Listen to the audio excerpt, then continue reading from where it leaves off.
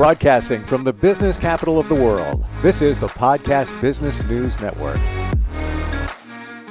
And welcome back, everyone. If you've ever thought about writing a book, it's been in the back of your mind. You have some ideas, whether it's fiction or not. Let's help you out with that and walk you through the process. And we're going to talk with a publisher and an author today. And a unique situation here because now the publisher helped with the book. They didn't meet until this moment. They haven't met, as a matter of fact. They work together and very beautifully with a fantastic book, starting with the publisher. Mark Pogodzinski is back with us. How's it going, Mark? Good. How are you? Very well. And I'm intrigued about the process here. It just goes to show that with today's technology, you don't always have to be fully connected with somebody to get a goal accomplished. So I would like to introduce you to Dan McAllister. I'm introducing Mark to Dan right now. How crazy is that? And you guys worked together and produced a fantastic book. Hey, Dan, how are you? I'm doing great. How are you guys? Yeah, fantastic. So where are you located, Dan? I am in Indianapolis, Indiana. Wow. So Mark, NFB Publishing, is in Buffalo. Somehow the two of you got together. And Dan, before we get into the book, I'm intrigued about the whole process here. How did it work? How did this all go together? As far as finding NFB? Finding and working together, the process. Oh, okay. Well, I started, I can't even remember the name of a book, but they come out with one every year. That publishes a list of all publishers. And so I painstakingly went through all of them, tried to get a list of everybody who would do fiction, who would be interested in my genre, historical fiction. And as I started sending out my manuscript to see if anybody would be interested, I did not have people banging on my doors to publish my book. But thankfully, Mark in NFB Publishing decided to give me a chance. And so that sort of began the whole process. Wow. And this book, when we call it historical fantasy fiction, it's called, by the way, Flight of a Prodigy. How do you define historical fantasy fiction? Well, that's interesting. All these subgenres to label these books. And I don't mind, what necessarily they get labeled, but it is, I guess, technically a historical fiction is, at least in the case of Flight of a Prodigy, it is set in ancient Rome. So is it set in a real setting? Whereas typically a historical fiction sort of evolves around a straight historical fiction, sort of evolves around a historical character or a historical event. This does not, although it does try. I do try to stick within the timeline and have the environment, the customs, the clothing, food, etc., as historically accurate as possible. Was that challenging for you in terms of the research to make sure that it was historically factual in terms of making sure, what somebody's wearing, maybe its weapons, what life may have been like on the streets in ancient Rome? Yes, there was a lot of research involved, but luckily we all have a search engine at our fingertips. So I was able to do a lot of that research as I went along. So the whole process of writing this book was quite educational for me, as well as I hope the reader. What surprised you the most as you did the research? What stood out for you? Like, wow, I can't believe that it was like that in ancient Rome back then. Yeah, and I was looking for a platform for this story where, and this is how ancient Rome came up and became, my decision for that is that it was a place where that was both incredibly violent, incredibly brutal world. And there was also a culture of glory in battle and victory and all that. So I think what surprised me most as I researched this was exactly how brutal it was in Rome. And it's just a different kind of, completely different kind of culture that I don't think we can really relate to today very much. So it's fascinating. Wow.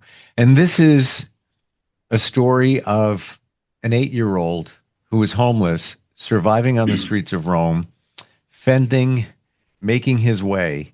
Um, can't even imagine based on what you just said. Yeah, it's an extreme case. So the first chapter, and I try to warn people because the first few chapters of this book is it's really dark. But if you can make it through those first few chapters, it brightens up quite a bit as it moves along, and it moves at a very fast pace. So the first and second chapter, he's that 8, 9 year old kid who's just going through the most brutal experience of just trying to survive, imaginable, the worst situations that I could come up with. So it's pretty horrible, dark stuff. Like in chapter 2, um, his upbringing really affects his perspective so that you can really see the difference of as he is enslaved, the difference between his perspective and all these other kids who were enslaved with him. Um, in that, these other kids were just horrified, and as anybody would be, and was having a really tough time dealing with it, and these life and death situations at every corner. Whereas to him, his perspective was, he wasn't homeless on the street anymore, and he wasn't, he was getting a hot meal every day, and just for that, he thought he was in a pretty good situation. Wow. So there's a lot of focus these days, most recently on childhood trauma. I'm gratified that more people are finally okay talking about mental health and looking how what we grew up experiencing kind of pilots us now. And those traumas could be something as, you got bullied on the playground, or, Oh, yeah. your best friend left you, flat left you, you're 7 years old, you're on the playground, we're not friends anymore, walks away, and now you have a feeling of abandonment, and then you deal with that later in life as an adult, childhood trauma. Remy, the character in this book, deals with his childhood trauma radically different, not to minimize anything, radically different in terms of what he experienced on the streets and life growing up. Um, how did he get past that as the book goes on and as he gets older? Yeah, and that's one of the things I really like about sort of a coming of age story. I really like, and I wanted to present in this book a case where, you're at that age, because after those first couple chapters, I should say, it sort of fast forwards to where he's 16 years old, I think, 16, 17, around that age. And so, at that age, that mid late teens, right? You're not really a kid anymore, but you're not quite yet an adult with experiences of how the world works. And so it allows that. What I really like is to explore the innocence versus a predominant evil kind of situation. And so as it starts with him at that age, the way he's dealing with all this trauma, he's kind of teetering on either side. He could be good, he could be evil, but he has this unique training that makes him a dangerous weapon. He has every reason to not have any hope or dreams or anything like that. He had no childhood. He's just been used as a weapon his whole life. But he's in Remy's case open-minded enough to recognize these kind of shortcomings and sort of shoot. I'm sorry, I forgot where I was going with that exactly, but Well, it there's sounds a like lot going on in the story. But the way he deals with that trauma, I guess, is through finally getting to experience kindness. I mean, nobody's hmm, ever, his world has been nothing but unfair and cruel. And so, when he realizes that there are other people in the world who are good-hearted with good intentions, he's, open-minded enough to learn and observe and eventually, that maturity process as he overcomes these traumas, um, he can deal with that learning through others in this new world of civilization that he has no idea is like. You said the two words I was thinking. You said them as I was thinking them. Open-minded. He was open to the good, and maybe that's the people that took them under his wing, his the employers, the relationships that he came across. But certainly, he could been slashing and pillage, and that could have Yeah. continued to the end. Mark, when you got the premise for the book, and again, you two gentlemen didn't even physically converse; it was all by email. What were your first thoughts when you took a look at this? Um, I like the idea, as Dan said, the a redemptive arc of the character. We start off with a traumatic childhood, and you see that in a lot of books. Chris Crusher comes to mind. He was a famous author of YA who put his characters through trauma after trauma.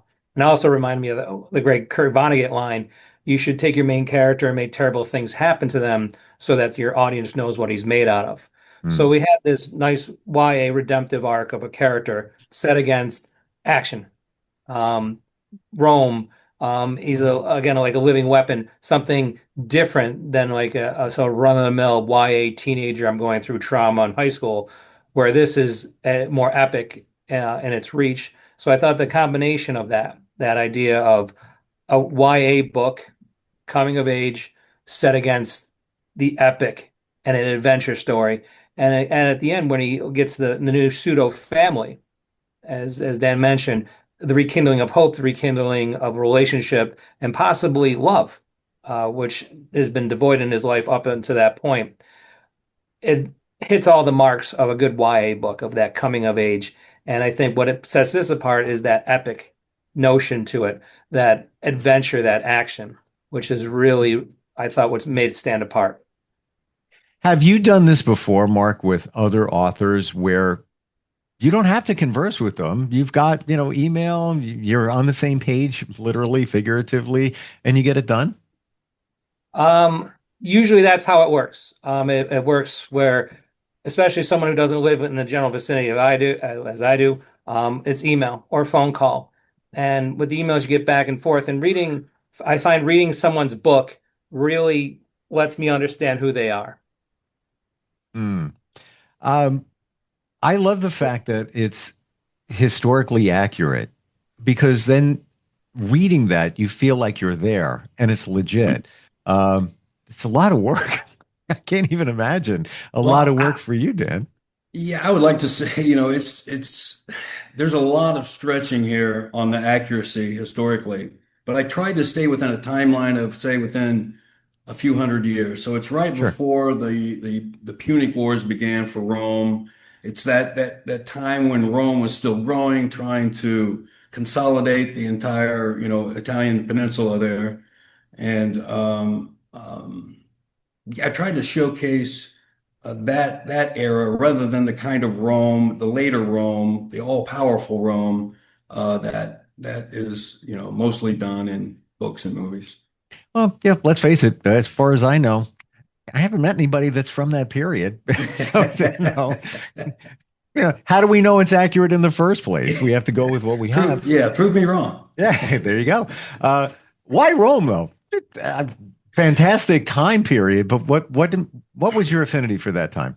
Well, a couple of reasons.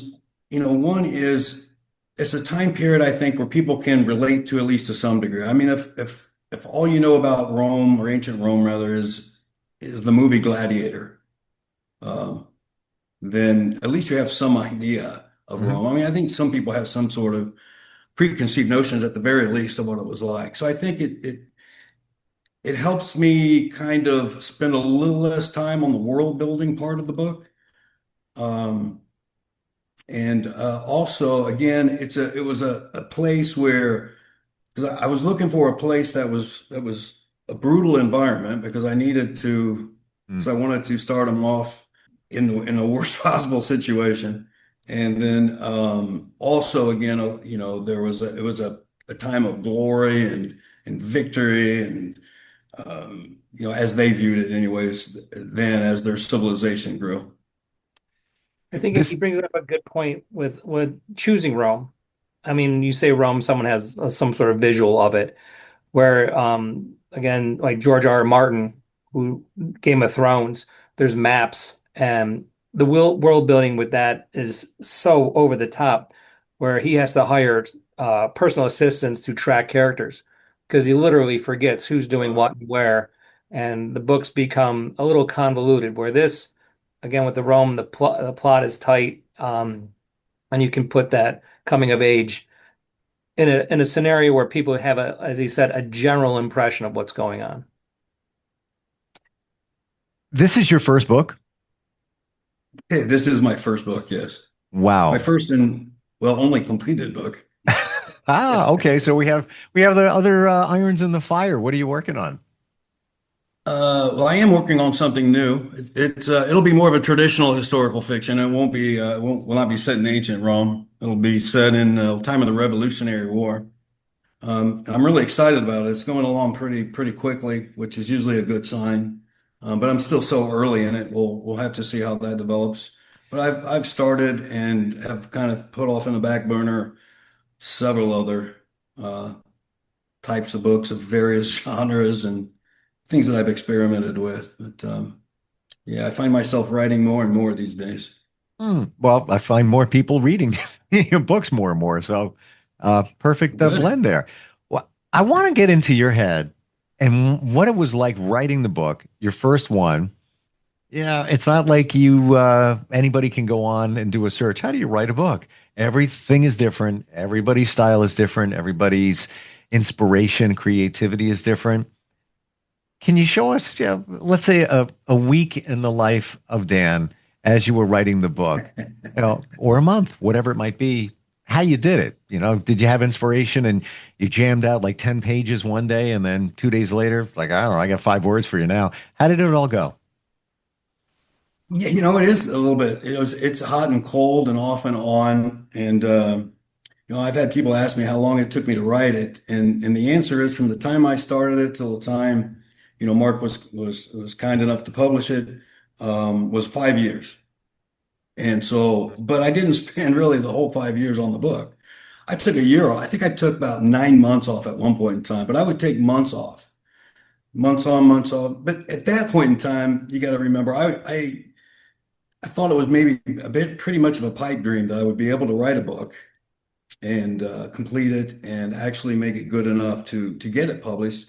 I knew I didn't want to self-publish, and so that was my goal. But yeah, I'd say, it was really off and on. Usually, I start my day at I retired at 55. I'm 60 years old now, so I've got the time. So I would start the day usually at my favorite coffee house and get to work on it. And that would get the blood boiling, kind of everything rolling. Then I would take it back home to my office and continue from there. And I found that worked for me as far as productivity better than anything, than just getting up, going straight to the office or putting it off till later in the day.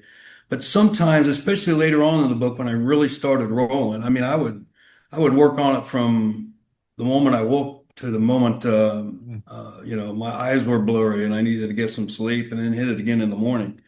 So there is I can't stop writing moments to where I can't get back into it kind of moments.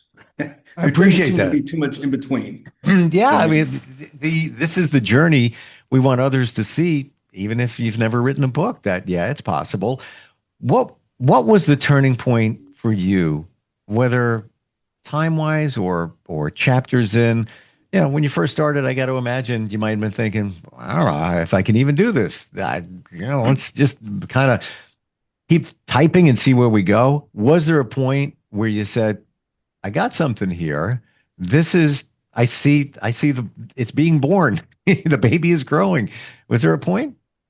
Yeah, absolutely. I mean, it might have happened somewhat more gradually than that, than all of a sudden oh, I think I got something here.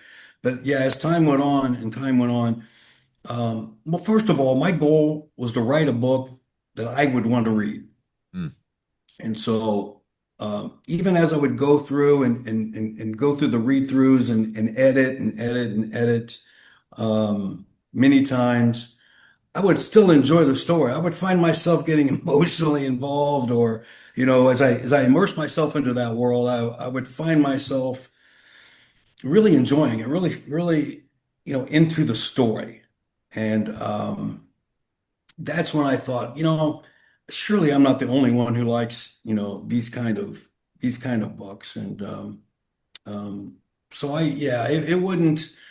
It was probably the last year or so to where I knew that, I was going to publish it, even if I had to self-publish it.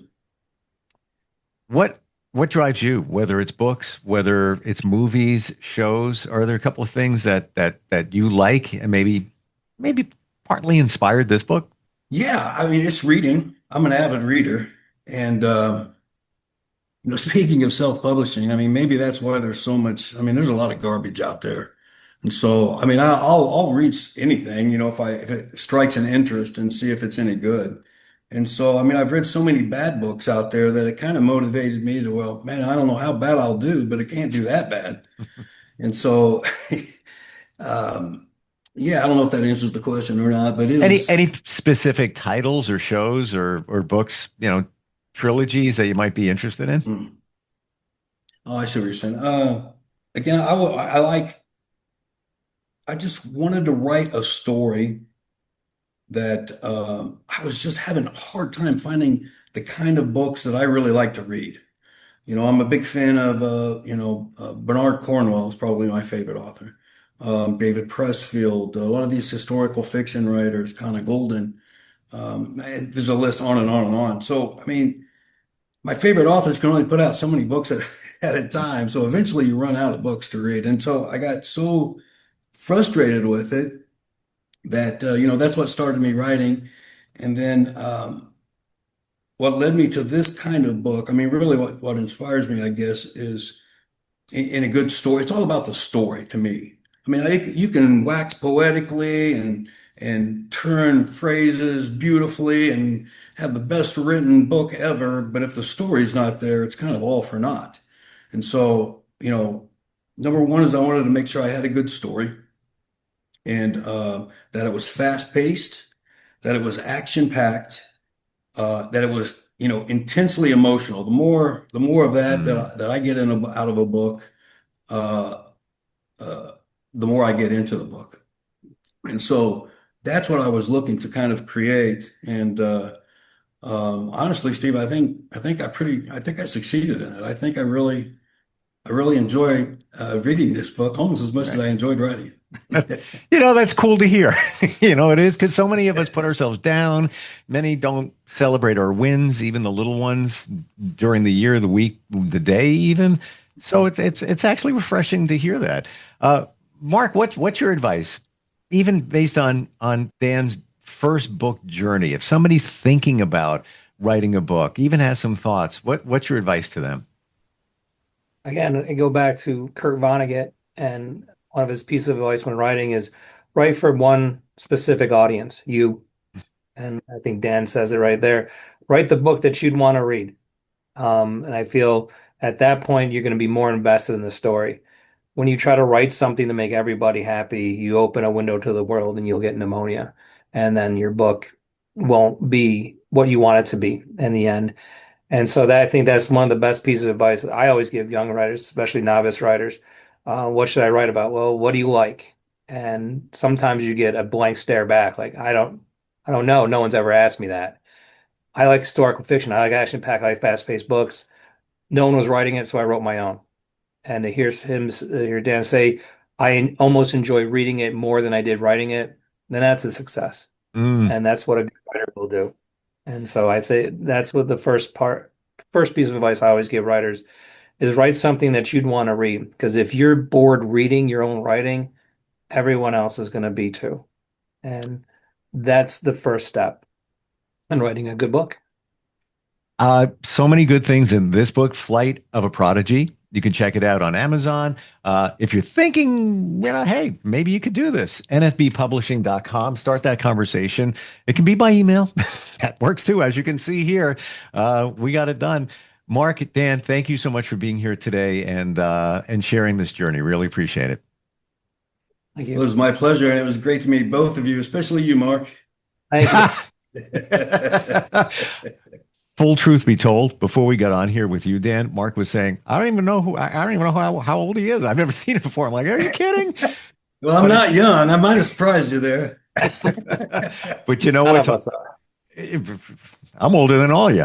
The amazing part of this is the technology and how you can produce something so amazing like this without even talking. To me, that speaks volumes in terms of the vibe that you gentlemen had doing this, and rinse and repeat for others. Again, thanks for being here today.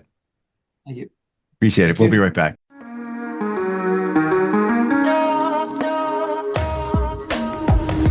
Broadcasting from the business capital of the world, this is the Podcast Business News Network.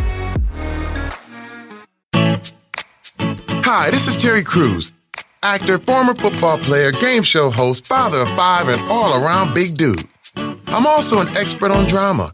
I know all kinds of drama. There's the good kind that comes with having a house full of kids. There's the bad kind like season-ending injuries. There's the necessary kind like having an agent in Hollywood. And there's silly drama like the drama around my percolating pectorals. And then there's the drama you can skip. Skip the drama that comes with not having your high school diploma or equivalency. Find free adult education classes near you and finish your high school diploma. Visit finishyourdiploma.org. Or text diploma to 97779. Message and data rates may apply. Reply STOP to opt out. That's diploma to 97779. And leave the drama to actors like me. Brought to you by the Dollar General Literacy Foundation and the Ad Council.